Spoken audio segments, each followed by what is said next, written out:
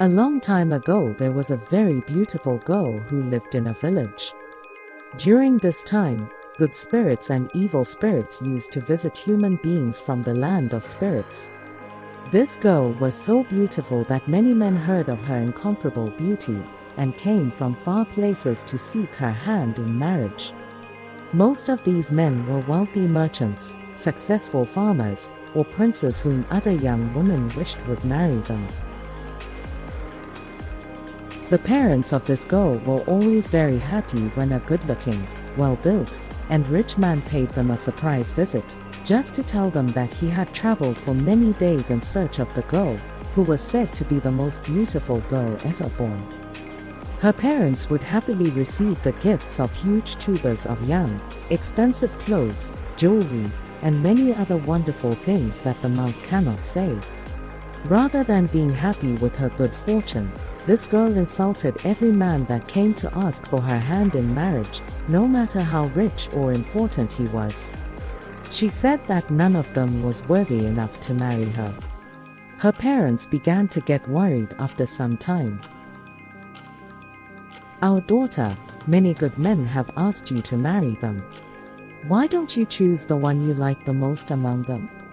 Beauty is temporary and people are saying many things about you.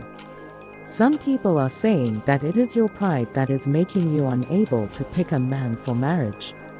Our dear daughter, please choose one of these men," her parents advised her one day.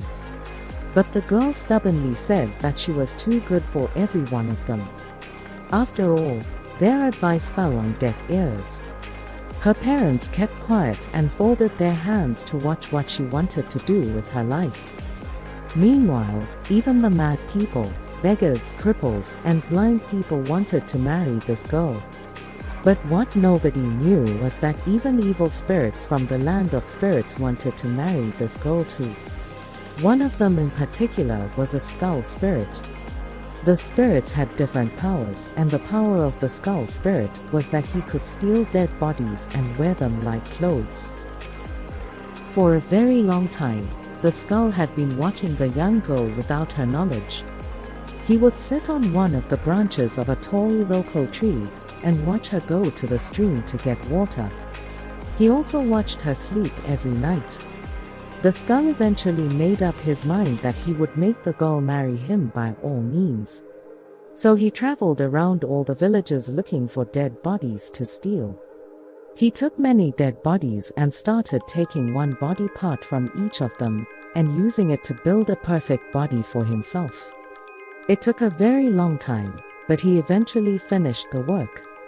The man he created was more handsome than any man who ever lived. He asked another evil spirit to create an illusion of good clothes and expensive beads on the body of the man that he created so that when he finally wore the body, he looked too rich and handsome for words to describe. He went straight to the house of the girl and asked to marry her. Her parents quickly told him that their daughter had said that no man was worthy of marrying her. They told him not to waste his time. The skull, however, did not leave. He was sure that the girl would fall for his magic. To the surprise of the girl's parents, when she returned some time later and saw the tall young man, she opened her mouth and could not close it anymore.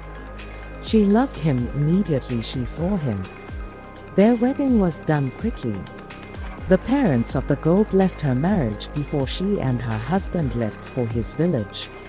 The girl started getting scared when she noticed that they were not going towards any village she knew. Instead, they were going farther and farther inside the thick forest. Soon, they got to a place in the forest where no human being had ever stepped foot before.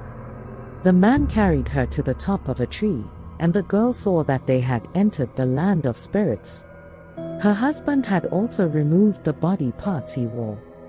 She could now see that he was nothing but a skull.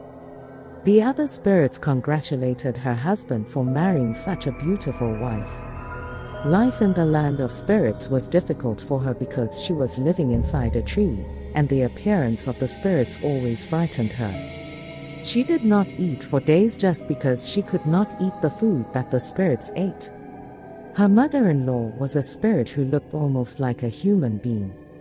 She lived with them inside the big tree. But her own room was different. She pitied the young girl because she was far away from her own people. One day, she decided to help the girl escape because in spite of the hardship the girl faced, she treated her mother-in-law with respect. Life in the land of spirits had made the girl humble.